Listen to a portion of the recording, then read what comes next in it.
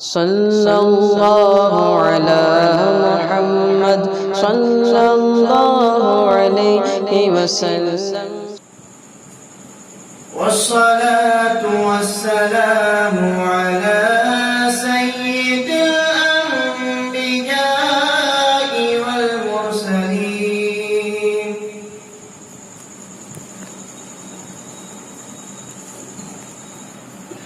وعلى آله وأصحابه أجمعين برحمتك يا أرحم الراحمين.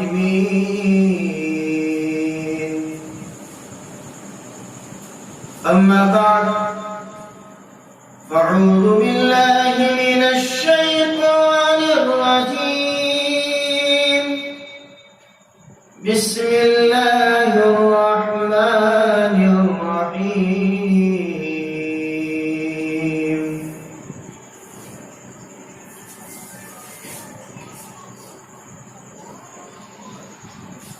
يا أيها الذين آمنوا استعينوا بالصبر والصلاة. صدق الله العظيم وصدق رسوله النبي الأمين الكريم ونحن على ذلك لمن الشاهدين والشاكرين والحمد لله رب العالمين.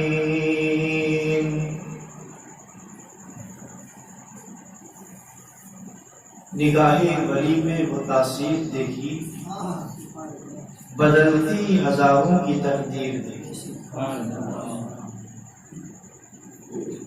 حضرت محترم، آئیے کچھ سننے اور سنانے سے قبل ہم سب کے آقا و مولا سیدی عرب و عجم صاحب جود و کرم نور مجسم صلی اللہ تعالی علیہ وسلم کی مقدس بارگاہ میں نہایتی ادب و احترام کے ساتھ درود پاک کا نذرانہ پیش کریں. پڑھیں اللہم صلی علی سیدنا و شفیعنا و نبینا و مولانا محمد معدن الجود والکرم وبارک وسلم. صلاۃ و سلام علیک یا رسول اللہ صلی اللہ تعالی علیہ وسلم.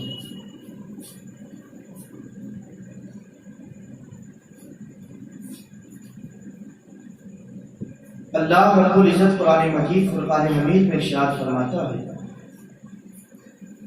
یا ایھا الذین آمنوا استعینوا بالصبر والصلاۃ. اے ایمان والو،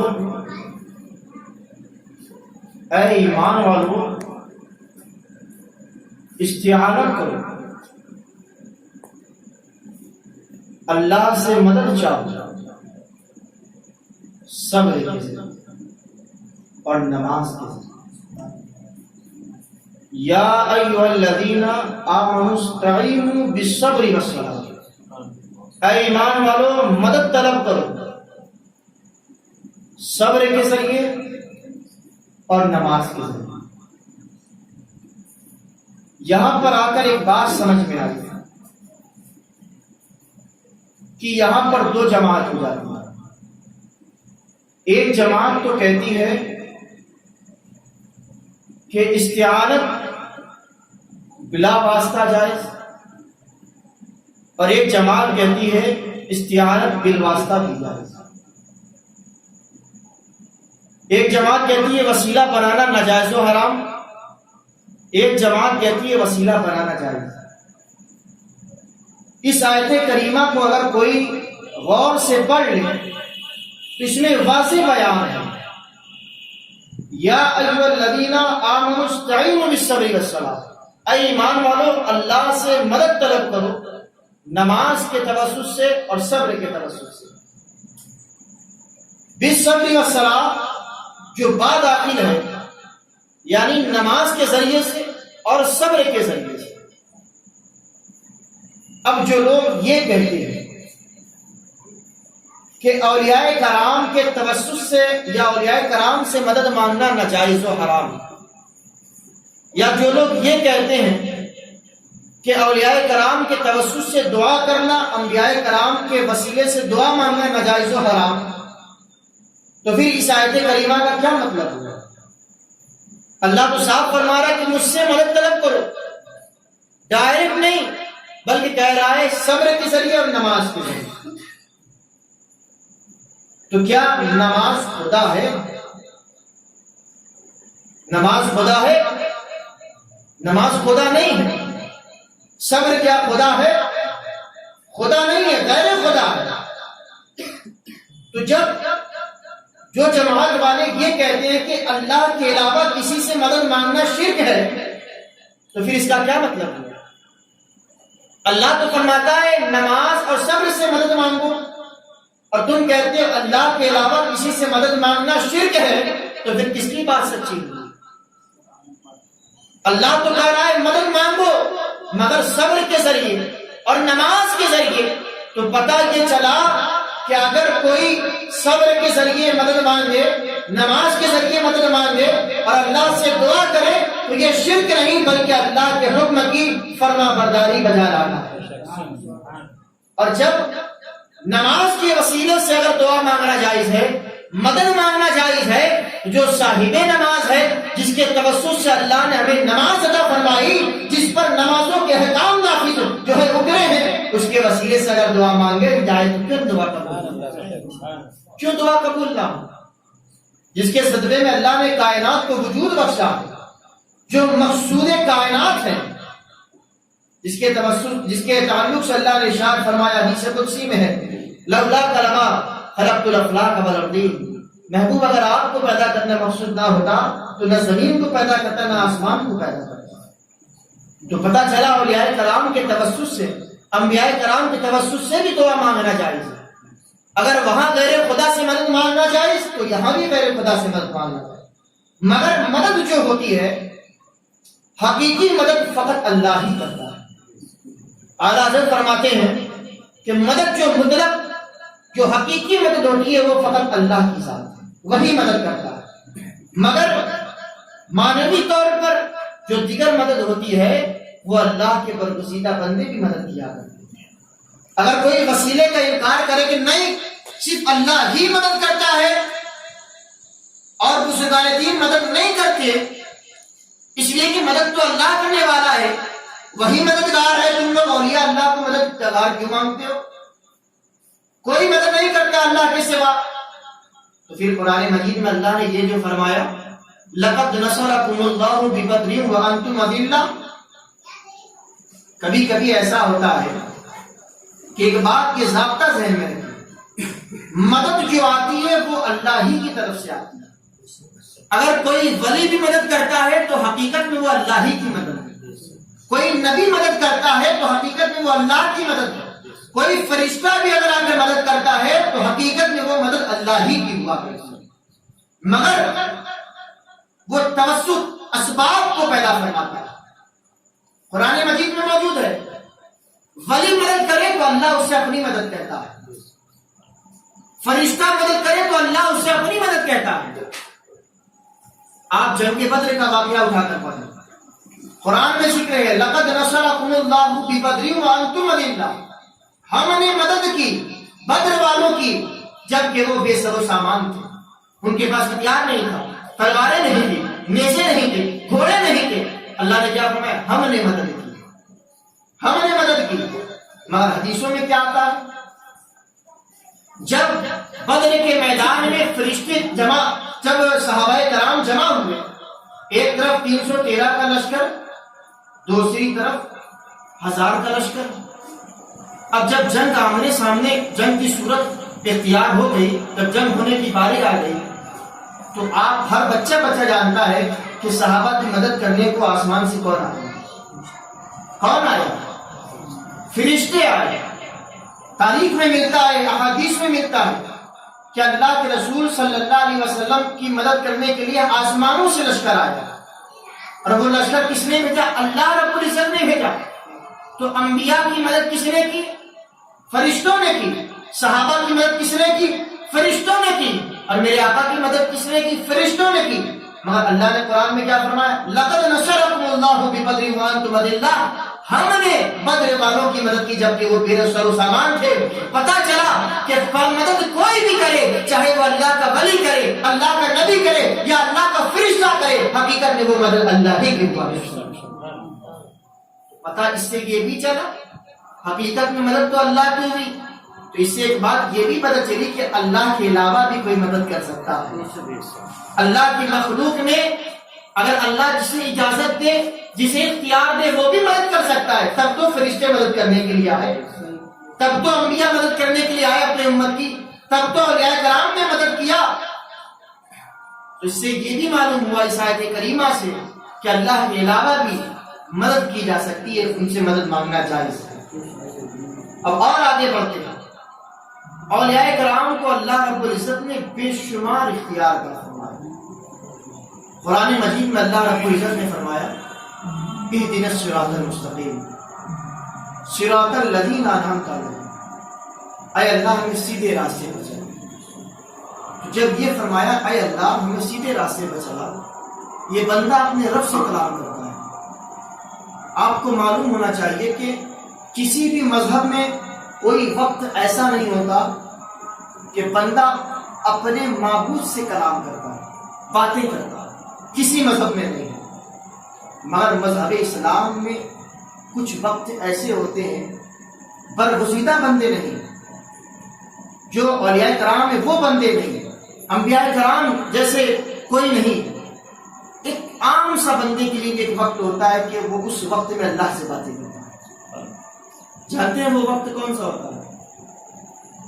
امام محمد رحمت اللہ تعالی علیہ حدیث نقل فرماتے ہیں، کہتے ہیں کہ وہ وقت کوئی اور سا نہیں ہوتا، وہ ایسا وقت ہوتا ہے کہ وہ عام وقت ہوتا ہے۔ اگر شرابی بھی اس وقت میں بھی آ جائے تو وہ بھی اللہ سے باتیں کرے گا، جواری آ جائے وہ بھی اللہ سے باتیں کرے گا، اگر کوئی پرہیزگار آ جائے وہ بھی اللہ سے باتیں کرے گا، کوئی حافظ آ جائے وہ بھی اللہ سے بات کرے گا، کوئی عبادت گزار آ جائے وہ بھی اللہ سے بات کرے گا۔ ہم نے سوال کیا اے امام محمد وہ کون سا وقت ہے؟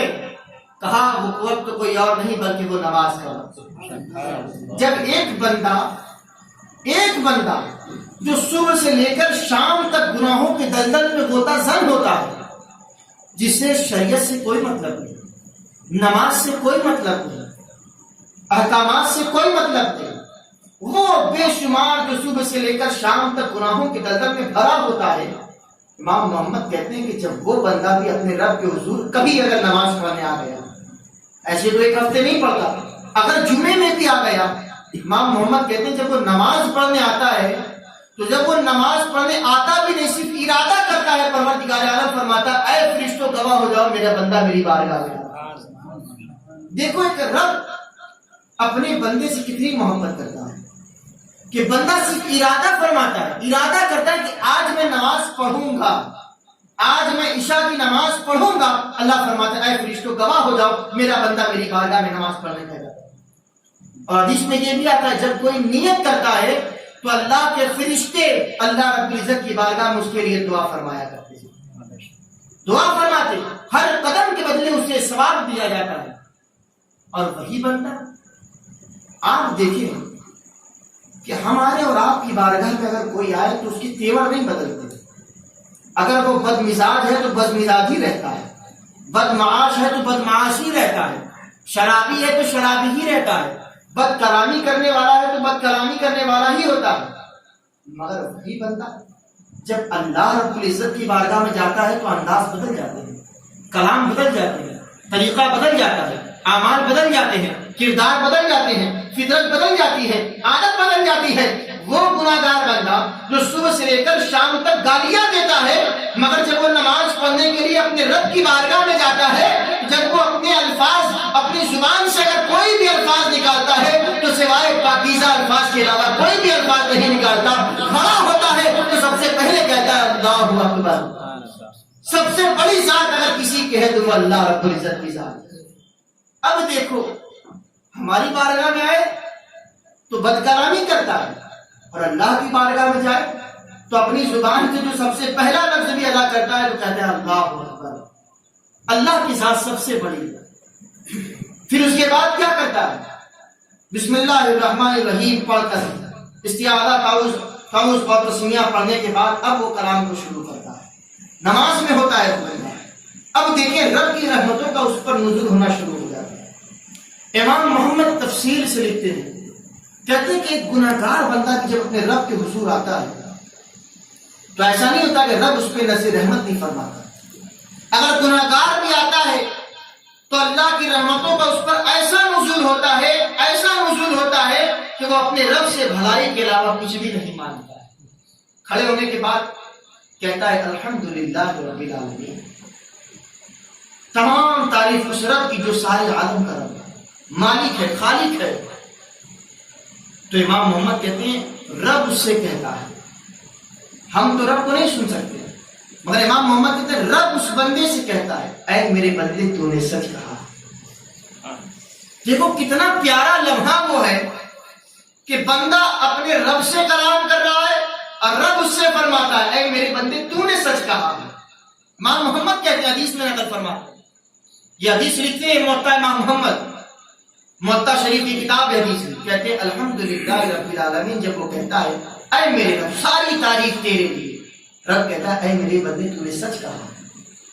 وہ بندہ اور آگے بڑھتا ہے, کہتے ہیں الرحمن الرحیم, اے اللہ تو رحمان ہو, تو رحیم ہے, تو رحم کرنے والا ہے. رب پھر اس سے فرماتا اے میرے بندے تو نے سچ کہا. وہ بندہ اور آگے بڑھتا ہے مالک یوم الدین, اے اللہ تو روز جزا کا مالک ہے. رب خوش ہوتا ہے, کہتا ہے میرے بندے تو نے سچ کہا ہے. وہ بندہ پھر اس مقام پر پہنچتا ہے, کہتا ہے ایاک نعبد و ایاک نستعین, اے اللہ ہم تجھی کو پوجتے ہیں, تجھی سے مدد طلب کرتے ہیں. اللہ رب العزت فرماتا ہے اے میرے بندے تو نے سچ کہا. امام محمد کہتے ہیں رب کی رحمت جوش میں آتی ہے. اب رب اس بندے سے کہتا ہے اے میرے بندے تعریف تو کر لی, توصیف بیان کر لی, میری بڑائی بیان کر لی, اب یہ بتا تم مجھ سے کیا چاہتا ہے, کیا مانگنا چاہتا ہے, مانگ. اگر بادشاہوں کے دربار میں کوئی بندہ جاتا ہے, اگر کسی امیروں کی بارگاہ میں کوئی غریب جاتا ہے یا کوئی بھی بندہ جاتا ہے, تو اگر اس سے کوئی بادشاہ کہتا ہے مانگ, کیا مانگتا ہے, تو دولت مانگتا ہے, ثروت مانگتا ہے, عزت مانگتا ہے, عظمت مانگتا ہے, عیش و آرام کی زندگیاں مانگتا ہے, نعمتیں مانگتا ہے, ہیرے جواہرات مانگتا ہے. اب وہ مالک حقیقی جو ساری کائنات کو بنانے والا لفظ کن فرما دے تو کائنات وجود میں آ جائے, اب وہ خالق حقیقی کہہ رہا ہے اے میرے بندے تو کیا چاہتا ہے, مانگ, کیا مانگتا ہے. تو اب صبح سے لے کر شام تک گناہگار بندے کی میں بات کر رہا ہوں, ایک عابد کی بات نہیں کر رہا, ایک ولی کی بات نہیں کر رہا, ایک نبی کی بات نہیں کر رہا, بلکہ گناہگار بندے کی بات کر رہا ہوں. جب رب اس سے فرماتا ہے اے میرے بندے مانگ, کیا مانگتا ہے, جب وہ زبان بولتا ہے تو دولت نہیں مانگتا, ثروت نہیں مانگتا, عزت نہیں مانگتا, پیسہ نہیں مانگتا, بلکہ اپنے رب سے کہتا ہے اہدنا الصراط المستقیم صراط الذین انعمت علیہم, اے اللہ مجھے دولت نہ دے, شہرت نہ دے, بلکہ مجھے صراط مستقیم پر گامزن فرما, صراط مستقیم پر چلا دے اللہ, اور ان لوگوں کے راستے پر گامزن فرما جس پر تیرا اکرام و انعام ہوا. سوچو ایک بندے کی فکر کیسی بدل جاتی ہے کہ جب رب سے کلام کرتا ہے تو بھلائی کے علاوہ کچھ بھی نہیں مانگتا. کہ اہدنا الصراط المستقیم, اللہ نے سیدھے راستے پر چلا, اور راستہ ان لوگوں کا جس پر تو نے انعام فرمایا. اور اس کے بعد مزید فرماتا ہے غیر المغضوب علیہم ولا الضالین.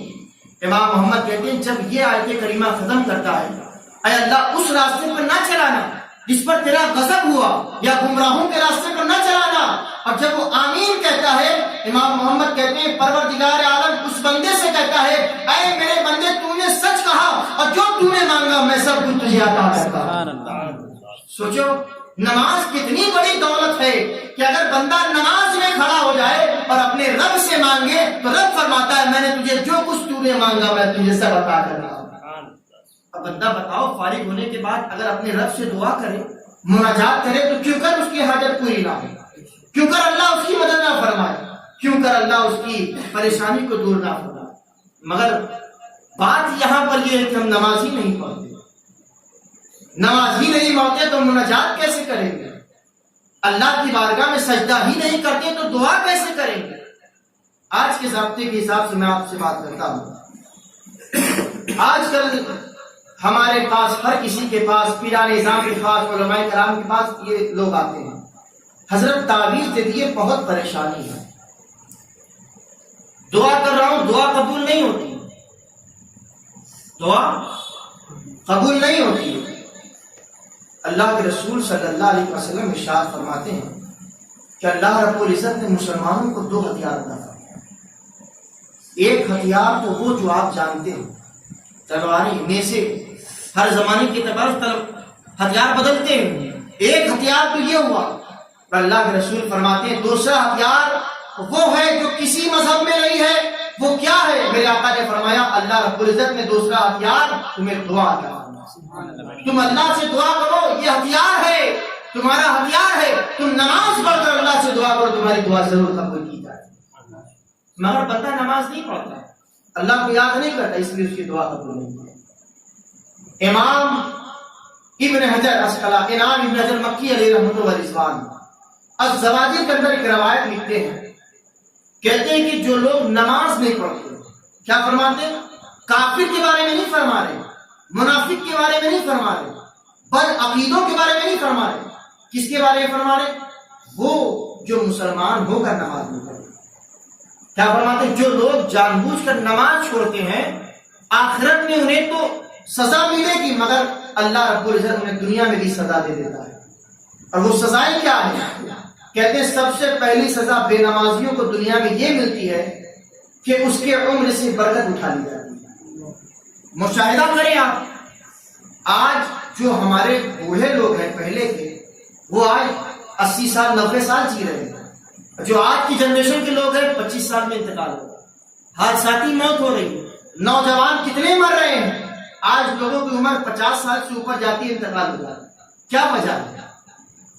عمر سے برکت اٹھا لی ہے۔ امام ابن حجر لکھتے ہیں دوسری سزا اس کو یہ ملتی ہے کہ اس کے رزق سے برکت اٹھا لی جاتی ہے، اور تیسری سزا اسے یہ ملتی ہے کہ وہ کوئی بھی دعا اللہ کی بارگاہ میں کرتا ہے، اس کی دعا رد کر دی جاتی ہے، اس کی دعا قبول نہیں ہوتی۔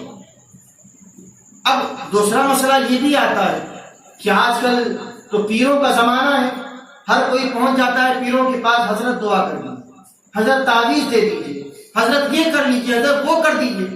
تو پیرانے نظام تو رات کو اٹھ کر دعا کرتے ہیں، اللہ کی عبادت کرتے ہیں، وہ تو اللہ کی بارگاہ میں دعا کرتے ہیں، دعا قبول بھی ہوتی ہے، مگر امام ابن حجر فرماتے ہیں ان کی دعاؤں کا حصہ اس بے نمازی کو نہیں دیا جاتا۔ دعا تو اللہ والوں کی قبول ہوتی ہے، پیرانے نظام علماء کرام کی دعا قبول ہوتی ہے، مگر ان کی دعاؤں کا حصہ اس بے نمازی کو اللہ نہیں دیتا۔ سوچو کتنی بڑی سزا اس دنیا میں۔ یہی وجہ ہے دنیا میں مسلمان پریشان ہیں، پریشان ہیں۔ اس کی سب سے بڑی پریشانی کا سبب یہ ہے کہ ہم اللہ رب العزت کے حکم کی نافرمانی کر رہے ہیں۔ اس کے رسول صلی اللہ علیہ وسلم کے نے جو حکم ہمیں دیا، جو شریعت ہمیں دی، ہم اس دائرے سے باہر چل رہے ہیں، اور یا کرام کا جو راستہ ہے اس راستے سے ہٹ رہے ہیں۔ اللہ رب العزت نے قرآن مجید میں فرمایا سچوں کے ساتھ ہو جاؤ۔ آج ہم سچوں کے ساتھ نہیں چلتے، سچوں کی بات کرتے ہیں مگر ان کے راستے پر نہیں چلتے۔ ہم حضور تاج الشریعہ علیہ رحمت و رضوان کی بات تو کرتے ہیں مگر ان کے بتائے ہوئے طریقے کو فالو نہیں کرتے، ان کے بتائے ہوئے مسائل کو فالو نہیں کرتے، ان کی زندگی کو اپنی زندگی پر جو ہے ان کو زندگی کو اپنی زندگی کا آئیڈیل نہیں سمجھتے۔ وہ تو ہمارے لیے آئیڈیل ہے، ان کی زندگی نمونہ ہے ہمارے لیے، ان کی زندگی کو دیکھ کر ہمیں زندگی کا سلیقہ ملتا ہے جینے کا۔ حضور تاج الشریعہ علیہ رحمت و رضوان کے بارے میں آتا ہے 55 سے ذہین 4 سال 4 ماہ 4 دن کی عمر میں بسم اللہ خانی ہوئی۔ حضرت جیلانی میاں مفسر اعظم آپ کے والد محترم 4 سال 4 ماہ 4 دن کی عمر میں بسم اللہ خانی کا اہتمام کرتے ہیں۔ منظر اسلام دارالعلوم منظر اسلام کے تمام طلبہ کو دعوت دیتے ہیں، اور بسم اللہ خانی کرانے بھی کون آتا ہے؟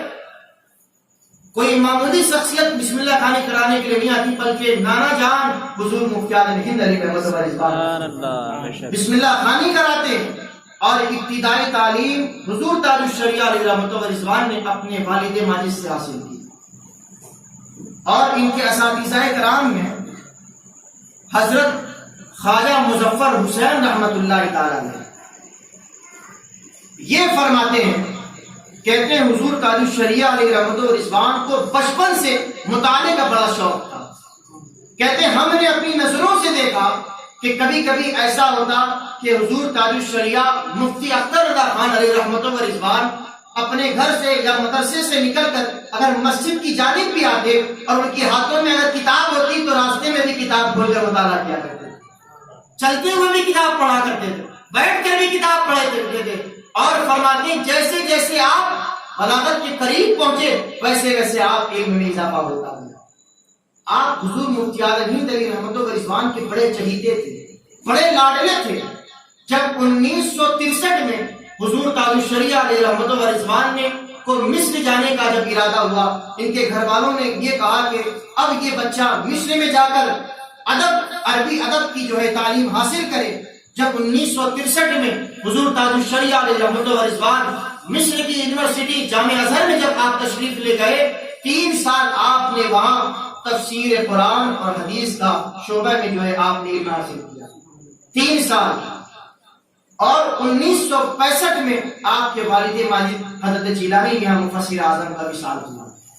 مگر وہ زمانہ ایسا تھا، آج کا زمانہ نہیں تھا کہ اس زمانے میں اگر کوئی مصر جاتا تھا تو وہ پوری پڑھائی مکمل کر کر ہی واپس آ سکتا تھا۔ آج کل تو لوگ جاتے ہیں مہینے میں بھی آ سکتے ہیں اپنا پیسہ خرچ کر کے، پہلے ایسا نہیں تھا، پہلے بڑی مہنگائی تھی، ہر کوئی مصر نہیں جا سکتا تھا، وہاں ہر کوئی جانے کے آ نہیں سکتا تھا، 3 سال کے بعد ہی آ سکتا تھا۔ حضور تاج الشریعہ علیہ رحمت و رضوان 1963 میں تشریف لے گئے، 1965 میں آپ کے والد کا انتقال ہوا، آپ پر جیسے لگا کہ غم کا پہاڑ ٹوٹ گیا۔ آپ اس وقت مصر میں جلوہ فرما تھے، وہاں پر تعلیم یافتہ تھے۔ بتاتے کہ ایک سال ایسا ہوا مصر میں کہ آپ شعبہ تفسیر قرآن اور حدیث کے متعلم تھے، تو امتحان دینے والے ایک بار ممتحن آئے، آنے کے بعد بچوں سے تحریری امتحان نہیں بلکہ تقریری امتحان لے رہے ہیں۔ اب یہ شعبہ تفسیر قرآن و حدیث کے متعلق اور وہاں پر بچوں کا امتحان چل رہا تھا۔ امتحان چلتے چلتے ممتحن صاحب نے، امتحان لینے والے نے بچوں سے علم کلام کا سوال پوچھ دیا۔ جب علم کلام کا سوال کیا تو سارے بچوں میں سے کسی نے جواب نہ دیا، تو ممتحن صاحب نے دوبارہ سوال کو دہراتے ہوئے حضور تاج الشریعہ علیہ رحمت و رضوان کی طرف رخ کیا اور ان سے وہ سوال کیا علم کلام کا۔ جب آپ سے سوال ہوا ایسا زبردست آپ نے جواب دیا کہ آپ جو ممتحن سوال پوچھنے والا تھا وہ دنگ رہ گیا کہ آپ تو شعبہ تفسیر قرآن اور حدیث کے متعلم ہیں اور علم کلام کے بارے میں اتنی گہرائی آپ کے پاس ہے۔ جب آپ نے پوچھا کہ علم کلام پر اتنی مہارت کیسے ہوئی، اتنی گہرائی کیسے آئی، حضور تاج الشریعہ نے فرمایا کہ ہم علم کلام کی کتابیں منظر اسلام میں پڑھ کر آئے۔ یہ اعلیٰ حضرت کے مدرسے سے پڑھنے والے طلبہ کا یہ عالم تھا کہ اگر کوئی علم تفسیر پڑھ رہا ہے تو علم کلام کا بھی جواب دے رہا۔ اب جب 1966 میں حضور تاج الشریعہ علیہ رحمت و رضوان یہاں آئے تو اس سے پہلے 3 سال کے بعد وہاں پر امتحان ہوتا۔ جب مصر میں امتحان ہوا، حضور تاج الشریعہ علیہ رحمت و رضوان کو جواب دینے پر اور اس علم کلام کے جواب دینے پر وہاں بڑی شہرت ہوئی اور ممتحن نے سب سے زیادہ حضور تاج الشریعہ علیہ رحمت و رضوان کو نمبر دیا۔ حضور تاج الشریعہ علیہ رحمت و رضوان صرف جامع ازہر میں نہیں بلکہ پورے مصر میں نمبر اول سے پاس ہوئے، پورے مصر میں نمبر اول سے پاس ہوئے اور ان کو ایوارڈ بھی دیا گیا۔ جب وہ یہاں آئے 1966 میں تو ریسیو کرنے کے لیے حضور مفتی اعظم ہند علیہ رحمت و رضوان خود تشریف لے گئے بریلی اسٹیشن پر۔ اور جب حضور مفتی اعظم ہند علیہ رحمت و رضوان وہاں پہنچے تو جب حضور تاج الشریعہ اپنی گاڑی سے اترنے کے بعد کسی اور سے ملاقات نہیں کی بلکہ سیدھا حضور مفتی اعظم ہند علیہ رحمت و رضوان کی بارگاہ میں آتے ہیں۔ حضور مفتی اعظم ہند علیہ رحمہ نے تاج الشریعہ کو گلے سے لگایا اور پہلا جملہ یہ فرمایا، الحمدللہ مصر میں تو بڑے جاتے ہیں مگر ان کے لباس بدل جاتے ہیں، ان کا طریقہ بدل جاتا ہے، میرا اختر اللہ جیسا گیا تھا ویسے ہی فضا لے کر واپس آیا ہے، اس پر یورپ کا کوئی بھی عکس اس پر نمودار نہیں ہوا۔ یہ حال تھا حضور تاج الشریعہ۔ جب مصر میں لوگ جاتے ہیں تو آزاد خیال ان کا ہو جاتا ہے، بدل جاتے ہیں، عقائد میں خرابی پیدا ہو جاتی ہے، مگر حضور مفتی اعظم ہند نے فرمایا میرا بیٹا گیا جیسا گیا اسی طریقے سے صحیح و سالم اللہ کے حکم سے واپس آ جائے۔ اب جب واپس ہوئے تو حضور قاضی شریعہ علیہ رحمت و رضوان بے حد ذہین تھے۔ 1966 سے ہی فتویٰ نویسی آپ نے شروع فرما دی اور دھیرے دھیرے حضور مفتی عالم ہند کی صحبت میں بیٹھتے رہے۔ ایک روز فرماتے حضور قاضی شریعہ علیہ رحمت و رضوان کہ میں 3 سال مصر میں پڑھ کر آیا، مگر جو مجھے علم میں جو اضافہ، جو مدد حضور مفتی عالم ہند علیہ رحمت و رضوان کی صحبت میں بیٹھ کر حاصل ہوتی ہے، ایسا علم 3 سال مصر میں پڑھنے کے بعد بھی مجھے نہیں حاصل ہوا۔ وہ علم تھا، کہتے ہیں حضور مفتی عالم ہند علیہ رحمت و رضوان کا علم بہت مضبوط تھا، بڑا مضبوط علم تھا۔ وہ کہتے ہیں مفتی عالم ہند علیہ رحمت کی بارگاہ میں جو مجھے وقت میں نے گزارا وہ وقت مجھے زیادہ پیارا ہے، میں نے 3 سال جو مصر میں گزارا ہے۔ اس کے بعد جب مفتی عالم ہند علیہ رحمت و رضوان کا انتقال ہوا، ساری ذمہ داریاں فتویٰ نویسی کی حضور قاضی شریعہ پر آ گئی۔ آپ دورہ بھی کرتے رہے، فتویٰ بھی دیتے رہے، پیر اور مرید بھی کرتے رہے، اس کے بعد لوگوں کی صلاح بھی کرتے رہے، بچوں کو پڑھاتے بھی رہے اور پوری دنیا کا دورہ بھی کرتے رہے۔ اور جب اللہ رب العزت نے قاضی شریعہ کو وہ مقام عطا فرمایا کہ ان کی ذات تعارف کی محتاج نہ رہی، تو کہتے ہیں جہاں بھی یہ جاتے ہیں لاکھوں کا سیلاب آتا، لاکھوں کا ہجوم آتا، لوگ دیدار کے لیے تڑپتے تھے۔ ہم نے دیکھا حضور تاج الشریعہ علیہ رحمت و رضوان کو، ان کے ساتھ 10 گھنٹہ 12 گھنٹہ 15 گھنٹہ ان کے ساتھ میں رہا، ان کی صحبت میں رہا۔ میں نے دیکھا کہ جب انسان ضعیف ہوتا ہے، جب ضعیفی کی عمر میں پہنچتا ہے تو لوگ نماز جب پڑھتے ہیں تو بیٹھ کر پڑھتے ہیں، جب بوڑھے لوگ ہو جاتے ہیں تو نماز ادا کرتے ہیں تو پاؤں کی انگلیاں نہیں لگتی، کسی کا رکوع صحیح نہیں ہوتا، کسی کے سجدے صحیح نہیں ہوتے۔ لوگ جب ضعیف ہوتے ہیں تو بیٹھ کر نماز پڑھتے ہیں۔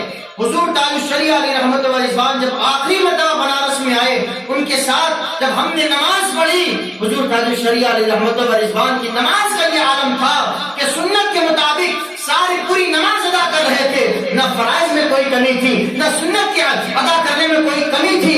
ایسا لگتا تھا جیسے کوئی نوجوان نماز ادا کرتا۔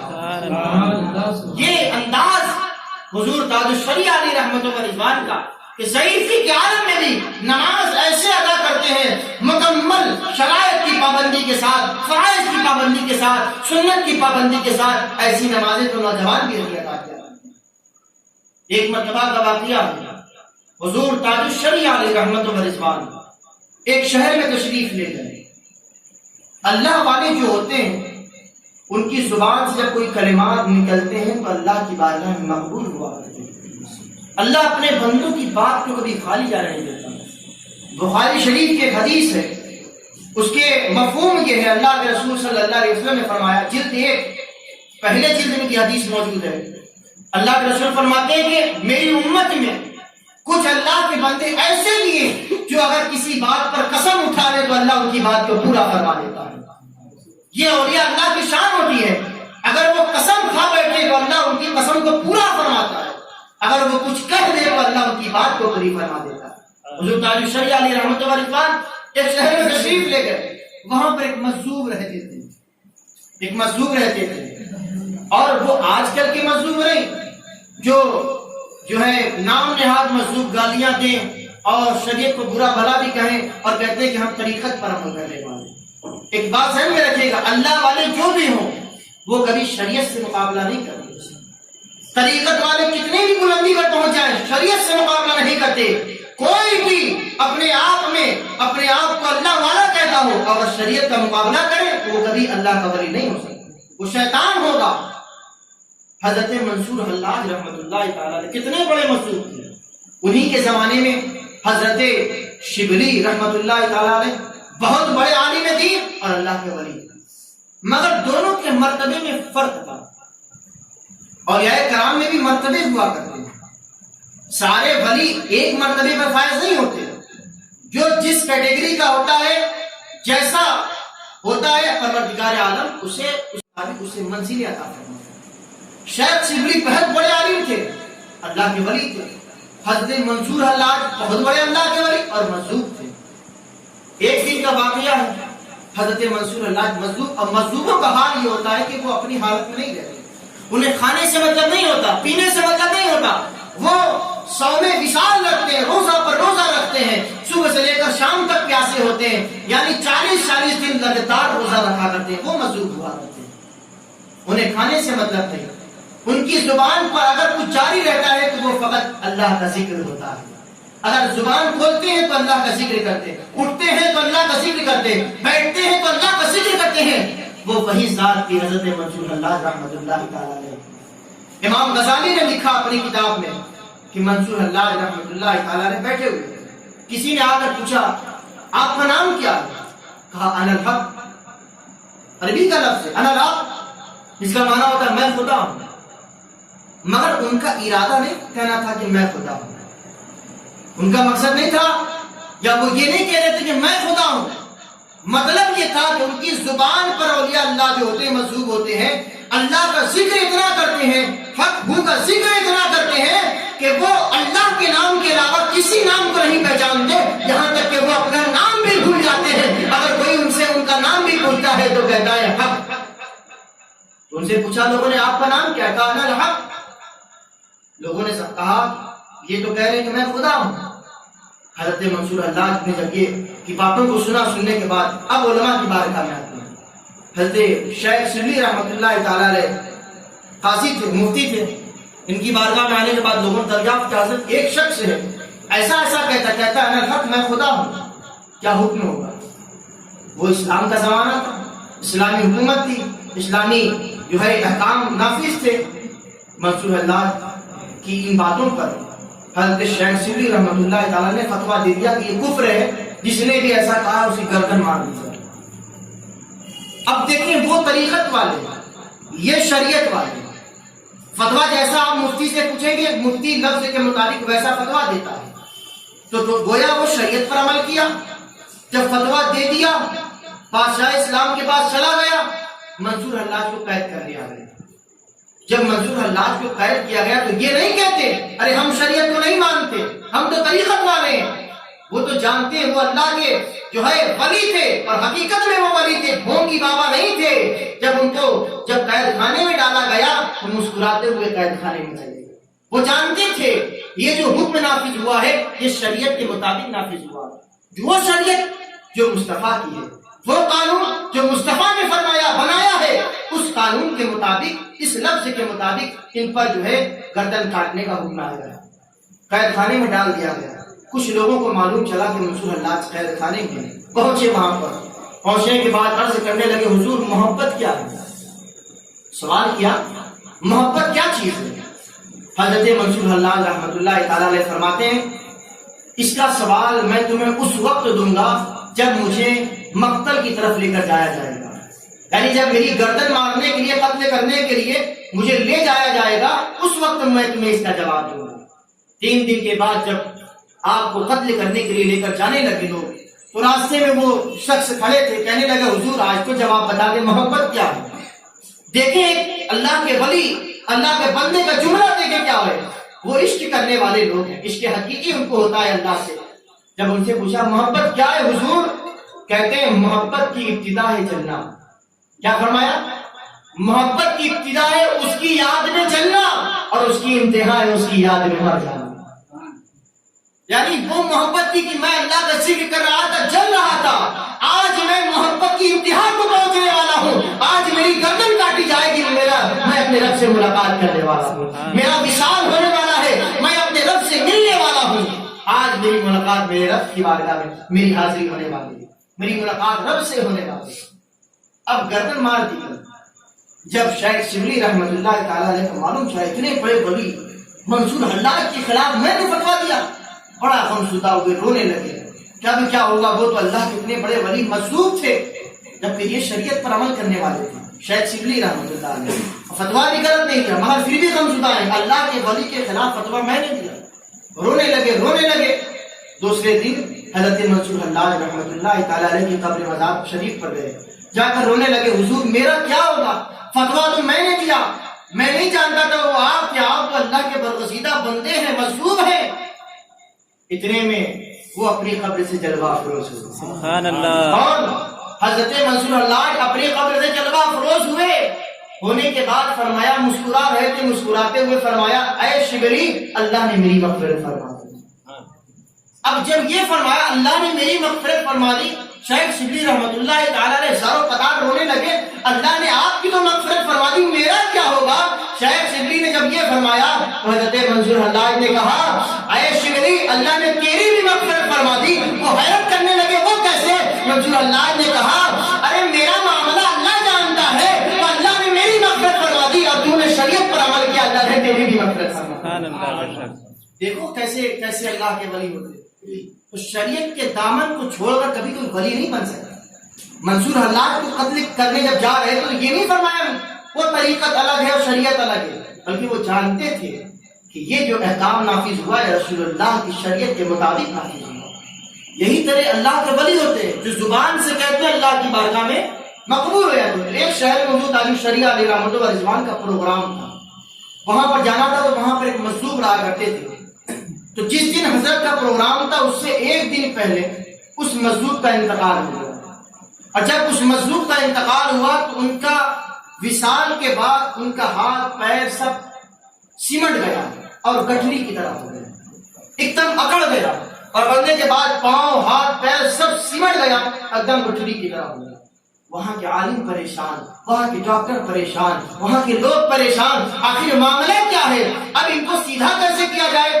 جب سیدھا کریں گے تب تو غسلیں دیں گے، تب تو کفن پہنائیں گے، تب تو قبر میں دفن کریں گے، معاملہ سمجھ میں نہیں آ رہا۔ ایک دن گزر گیا مگر وہ سیدھے نہ ہوئے، تو لوگوں کو معلوم چلا حضور تاج الشریعہ مفتی اختر رضا خان علیہ رحمۃ و رضوان اعلیٰ حضرت کا پوتا آ رہا ہے اس شہر میں، چلو حضور تاج الشریعہ کی بارگاہ میں چلتے ہیں اور ان سے کہتے ہیں حضور ایسا ایسا معاملہ ہے۔ علماء کرام حضور تاج الشریعہ رحمۃ اللہ تعالیٰ علیہ کی بارگاہ میں آئے، عرض کرنے لگے حضور یہاں پر ایک مزدور رہا کرتے ہیں، ان کا وصال ہو گیا ہے، ان کے ہاتھ پاؤں گٹھلی بن گئے، ایک دم اکڑ گیا ہے اور سمٹ گیا ہے، حضور ہم نے بہت کوشش کی ہے مگر معاملہ سمجھ میں نہیں آتا۔ حضور تاج الشریعہ رحمۃ اللہ تعالیٰ علیہ نے ان لوگوں سے فرمایا کہ مجھے اس بزرگ کے پاس لے کر چلو۔ حضور تاج الشریعہ رحمۃ اللہ تعالیٰ علیہ لوگوں کے ساتھ اس مجذوب کے پاس جاتے ہیں، اور جانے کے بعد سارا ماجرا دیکھتے ہیں۔ جب آپ نے دیکھا وہ مجذوب وہاں پر رکھے ہیں، وہاں پر وہ آرام فرما رہے ہیں، تاج الشریعہ رحمۃ اللہ تعالیٰ علیہ دھیرے سے ان کے پاس جاتے ہیں، ان کی کانوں کے قریب جا کر کچھ کہتے ہیں، کچھ کہنا ہی تھا کہ ان کے ہاتھ پاؤں بالکل سیدھے ہو گئے، لوگ دیکھتے رہ گئے، دنگ رہ گئے، علماء دنگ رہ گئے۔ اب علماء کے پیٹ میں یہ بات گھوم رہی تھی کہ حضور تاج الشریعہ نے ایسا ان کے کان میں کیا کہہ دیا کہ ان کے ہاتھ پاؤں سیدھے ہو گئے۔ یہاں بڑے بڑے عالم آ کر کوشش کر رہے تھے مگر ہاتھ پاؤں سیدھا نہیں ہو رہا تھا، آخر معاملہ کیا ہے؟ جب علماء نے اصرار کیا، بڑے بڑے علماء نے جب حضور تاج الشریعہ سے اصرار کیا حضور معاملہ کیا ہے؟ آپ نے آخر ان کے کان میں ایسا کیا کہہ دیا کہ ان کے ہاتھ پاؤں سیدھے ہو گئے؟ حضور تاج الشریعہ رحمۃ اللہ تعالیٰ علیہ فرماتے ہیں میں نے کچھ نہیں کہا، بس اتنا کہا کہ اختر رضا آ گیا ہے، نماز جنازہ پڑھا کر ہی واپس جائے گا، اللہ کا کرنا کچھ ایسا ہوا وہ مزدور خدا کو سیدھے ہو گئے۔ یہ تو ولیوں کی شان ہوا کرتی، کیا پتا وہ اسی انتظار میں تھے، اسی انتظار میں تھے کہ اختر رضا آئیں گے وہی نماز جنازہ پڑھائیں گے۔ یہ تو اللہ والوں کی شان ہوا کرتی۔ حضور تاج الشریعہ علیہ رحمۃ و رضوان کی بے شمار کرامتیں ہیں، ان کی کرامتیں اتنی ہیں کہ اگر بیان کی جائے تو ساری ساری رات گزر جائے، مگر یہ استقامت، یہ بڑائی، یہ بلندی، یہ رتبہ، یہ مرتبہ حضور تاج الشریعہ کو کیسے ملا؟ یہ سوچنے کی بات ہے۔ حضور تاج الشریعہ علیہ رحمۃ و رضوان کو یہ مرتبہ کیسے ملا؟ دین پر استقامت کے ذریعے سے ملا، طریقت پر اور شریعت پر مضبوطی سے عمل کرنے پر ملا ہے، سنت رسول کو دل سے لگانے پر اللہ رب العزت بندوں کو یہ مرتبہ عطا فرماتا ہے۔ اگر کوئی شریعت کو چھوڑ دے، سنت رسول کو اپنانا چھوڑ دے تو ہرگز وہ اس مقام پر نہیں پہنچ سکتا۔ حضرت جنید بغدادی کا نام تو آپ جانتے ہیں۔ آج کل تو لوگ ولی بنے پھر رہے ہیں، آج کل کوئی چھوٹا موٹا ولی پیر بھی ہوتا ہے تو اس کی مرید اس کو ولی بنا دیتے ہیں، جس کے وہ سارے پیر سارے مرید آج اپنے اپنے پیروں کو ولی بنا دیتے ہیں۔ کرامت ظاہر ہونا کہ ولی کی نشانی نہیں، ولی کی نشانی کیا ہے؟ دین پر استقامت، شریعت پر عمل پیرا رہنا اور سنت رسول کی پابندی کرنا، یہ ولی ہونے کی نشانی۔ حضرت جنید بغدادی کے زمانے میں، حضرت جنید بغدادی جہاں رہتے تھے وہاں پر ایک شور برپا ہوا کہ بہت بڑا ولی آیا ہے، بہت بڑا ولی ہے، اب فلاں مسجد میں رہتا ہے۔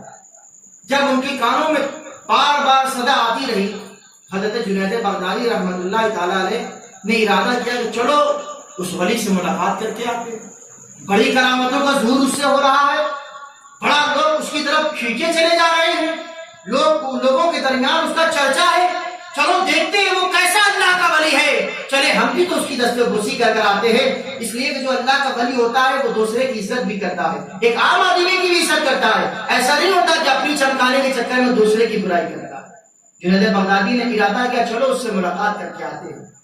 حضرت جنید بغدادی رحمۃ اللہ تعالی علیہ چلے۔ جب آپ چلے تو دیکھا لوگوں کا ہجوم لگا ہوا ہے ملاقات کے لیے، اور وہ بزرگ کہیں گئے ہوئے ہیں۔ حضرت جنید بغدادی انتظار کر رہے ہیں، اتنے میں وہ بزرگ آتے ہیں جن کا بڑا شہرت تھا۔ اب جنید بغدادی رحمۃ اللہ تعالیٰ نے دیکھ رہے اس بزرگ کو، تو اب انہیں مسجد میں داخل ہونا ہے۔ جب وہ بزرگ مسجد میں داخل ہوئے تو انہوں نے اپنا پہلا بایاں پاؤں مسجد میں رکھ دیا۔ حضرت جنید بغدادی رحمۃ اللہ تعالیٰ علیہ جب یہ دیکھتے ہیں تو بجائے ملاقات کے وہیں سے واپس لوٹ جاتے ہیں، اور آنے کے بعد اپنے حجرے میں جاتے ہیں۔ لوگوں نے پوچھا، مریدین نے پوچھا، حضور آپ تو ملاقات کرنے کے لیے گئے تھے مگر آپ تو واپس آ گئے، کیا معاملہ ہے؟ جنید بغدادی رحمۃ اللہ تعالیٰ علیہ فرماتے ہیں کہ مسجد میں جب کبھی داخل ہوا جائے تو اللہ کے رسول کی سنت ہے کہ دایاں پاؤں رکھ کر داخل ہوا جائے، اور میں نے انہیں دیکھا کہ جب وہ داخل ہوئے تو پہلے بایاں پاؤں رکھا۔ ارے جو رسول اللہ کی سنت پر صحیح طریقے سے عمل نہیں کرتا وہ کبھی اللہ کا ولی ہو ہی نہیں سکتا۔ دیکھیں اللہ کا ولی ہونا مذاق بات ہے، تعویذوں دینے سے یا مریدین کرنے سے یا کرامت دکھانے سے کوئی ولی نہیں ہوتا۔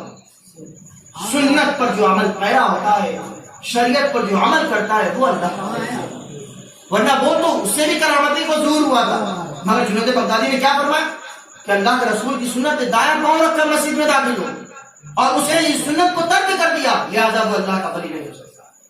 اس لیے پیارے بزرگان دینوں کی باتوں کو سنیں مگر ان کے طریقے پر چلنے کی کوشش کریں، جو راستہ بزرگان دین کا ہے اس پر چلنے کی کوشش کریں، جیسا انہوں نے زندگی گزارا ویسے ہی زندگی گزارنے کی کوشش کریں، لوگوں کو راہ راست پر لائیں، نہ کہ لوگوں کے بارے میں بدگمانی کریں یا اس سے بدزن ہو جائیں۔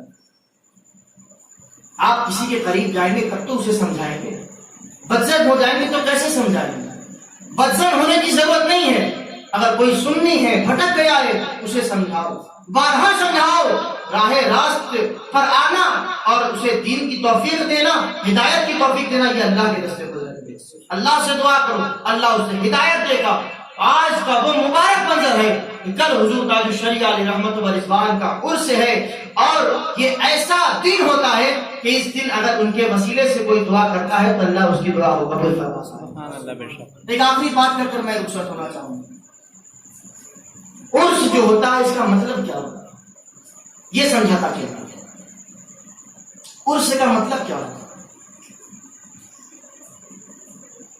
عرس کا مطلب ڈھول باجا بجانا نہیں ہوتا، عرس کا مطلب نعرہ لگانا نہیں ہوتا۔ لوگ کہتے ہیں ان کا وصال ہو گیا، تاج الشریعہ رحمت اللہ تعالی کا وصال ہو گیا، کیا مطلب؟ وصال کا کیا مطلب؟ آج عرس کا دن ہے، لوگ کہتے ہیں آج ان کا وصال ہوا، خوشی کیوں مناتے ہو؟ ہم نے کہا ارے نادان کیوں نہیں سمجھی، وصال کا مطلب کیا ہوا؟ ملنا، اور عرس یہ عروس سے پڑا ہے۔ جب قبر میں جب سوالات ہوئیں گے، مومن جب سوالات میں پاس ہو جائے گا، فرشتے فرمائیں گے سو جا ایسے جیسے دلہن سویا کرتا ہے۔ تو یہ عرس اسی لفظ سے آیا ہے، اسی لفظ سے آیا ہے، یعنی خوشیوں والی بات۔ اب لوگ کہیں خوشی کیوں مناتے ہیں؟ تو امام غزالی رحمت اللہ تعالی علیہ فرماتے ہیں کہ جب کسی اللہ کے ولی کا انتقال ہوتا ہے، وصال ہوتا ہے، تو ان کی رسائی اللہ رب العزت کی بارگاہ تک ہوتی ہے، ان کی روح اللہ رب العزت کی بارگاہ میں پیش کی جاتی ہے، یعنی اللہ سے ملاقات ہوتی ہے، وصال ہوتا ہے، یعنی ملاقات ہوتی ہے۔ وصال کا مطلب ہی ہوتا ہے ملنا، متصل ہونا۔ اسی لیے ہم عرس مناتے ہیں کہ اس دن اللہ کا ولی جب گزرتا ہے پوری زندگی اللہ رب العزت نے جو حکم دیا اس پر عمل کرتا ہے اور اللہ کے لیے ملاقات کے لیے تڑپتا ہے، اور جس دن اسے موت آتی ہے، اس کا انتقال ہوتا ہے، اس کا وصال ہوتا ہے، اس دن وہ جا کر اپنے رب سے مل جاتا ہے، اسی لیے اسے وصال کہا جاتا ہے۔ اور اس دن ہم عرس اس لیے مناتے ہیں، یہ دن خوشی کا ہوتا ہے کہ اس دن جس بزرگ کا وصال ہوتا ہے ان کی ملاقات اس کے رب سے ہوا کرتی ہے۔ اب بتاؤ، اگر رب سے ملاقات کسی کی ہو تو وہ خوشی کا دن ہوتا ہے یا غم کا دن ہوتا ہے؟ خوشی کا دن ہوتا ہے کہ رب سے ملاقات ہوئی ہے۔ تو سوچو، اب حضور تاج الشریعہ کا عرس ہے، تو آپ جانتے ہیں کہ جب عرس میں آپ جاتے ہیں تو ہزاروں کی تعداد میں لوگ جاتے ہیں، لاکھوں کی تعداد میں جاتے ہیں، اور سب مرادیں پا کر آتے ہیں، جو مانگتا ہے اسے دیا جاتا ہے۔ اس کی وجہ کیا ہوتی ہے؟ جب کسی بھی اللہ کے ولی کا عرس ہوتا ہے تو وہاں پر صرف ہم اور آپ نہیں جاتے، بلکہ اللہ کے جتنے بھی ولی ہوتے ہیں وہ آپس میں دوست ہوا کرتے ہیں۔ کل جب سے لے کر اب تک اور قیامت تک جتنے بھی ولی ہوں گے وہ سب آپس میں دوست ہوا کرتے ہیں۔ اس لیے حدیث پاک میں کہ اللہ کے ولی اللہ کی رضا کے لیے ایک دوسرے سے محبت کیا کرتے ہیں، سارے دوست ہوتے ہیں۔ اب جب ہم غوث الاعظم کے دربار میں جاتے ہیں یا خواجہ غریب نواز کی بارگاہ میں جاتے ہیں تو آپ جانتے ہیں کہ وہاں پر جب ہم جاتے ہیں تو ہجوم ہوتا ہے عرس کے موقع، اور جو مانگتا ہے اسے دے دیا جاتا ہے۔ اس کی وجہ کیا ہے؟ اسے ملتا ہے نا، کیوں ملتا ہے؟ ایک مثال سے سمجھاتا ہوں۔ اگر ہمارے یہاں شادی، اگر ہماری یا آپ کی شادی ہے تو خوشیوں کا جب ماحول ہوتا ہے اور اس کے یہاں اس موقع پر کوئی مانگنے والا آ جاتا ہے، وہ پورا سال بندے کو واپس کر دیتا ہے، مگر جب شادی کے دن اگر کوئی مانگنے والا آ جائے تو بغیر کھانا کھلائے تو اسے واپس نہیں کرتا۔ اگر کوئی ماموں سے مانگ دیتا ہے، جس کی شادی ہے، بھتیجے کی شادی ہے، ماموں سے کسی نے مانگا تو ماموں دے دیتا ہے کہ آج میرے بھتیجے کی شادی ہے، خوشی کا دن ہے۔ دادا سے مانگتا ہے تو دادا بھی دے دیتا ہے کہ آج میرے پوتے کی شادی ہے، خوشی کا دن ہے۔